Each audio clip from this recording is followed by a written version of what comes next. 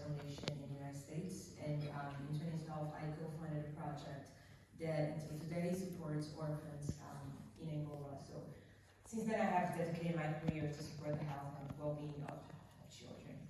And today I'm presenting the second study of my field, which is entitled What Can Behavioral Determinants and Behavioral Intention Tells Us About User Engagement in Digital Health Interventions.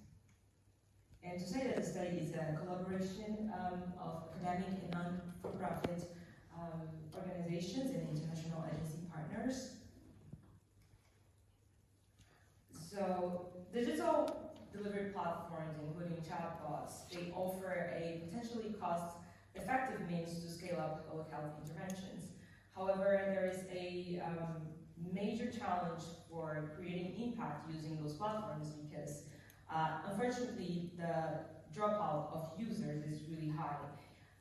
And then if participants are inadequately engaged with a digital health intervention, then the intervention cannot lead to behavior change, and the intervention fails to act as the program intends and have little impact on behavior change, and subsequent we cannot see the health outcomes changing. And so even though previous research indicated that low levels of digital literacy, lack of trust in those technologies affect users' engagement, the reality is that there is few studies investigating the underlying factors for high attrition in those interventions, and also few studies investigated the underlying factors for participant engagement. And just to give you a brief understanding of what I mean when I talk about engagement. So there's this kind of simple diagram that explains 4 distinguishable attributes of engagement. So at the initiation stage, we see the point of engagement, which the user takes their mobile phone, let's say, and then attests the technology.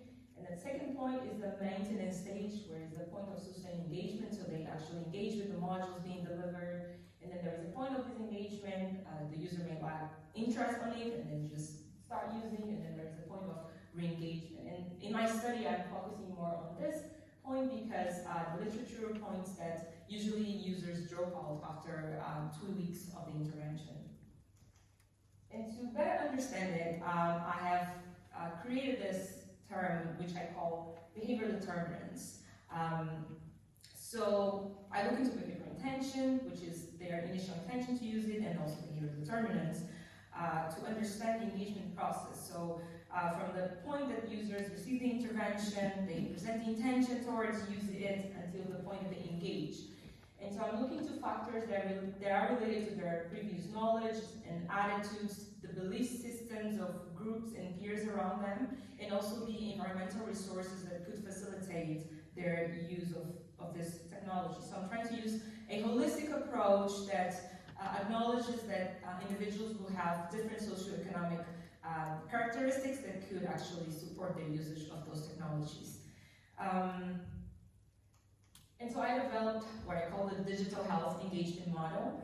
And you can see on the screen different colors.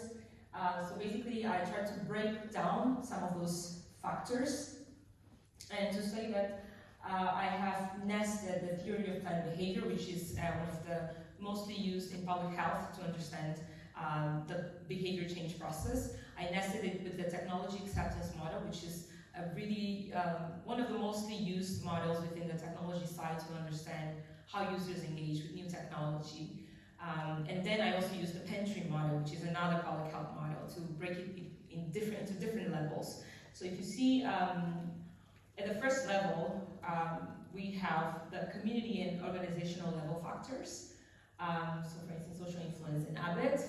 And at the first step, these factors will influence the factors at the interpersonal level. So these are the knowledges and beliefs of the user. So it could be perceived usefulness, how useful they think the technology is, how easy it is to use.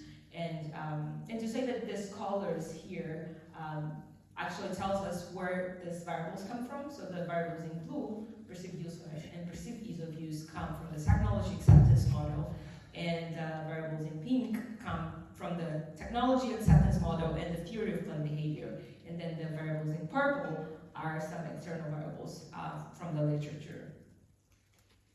And so you see, in the first step, we have the community and organizational levels, variables affecting the variables at the interpersonal level, and then these variables will then impact behavior intention, and then at the last step, intention will lead to engagement.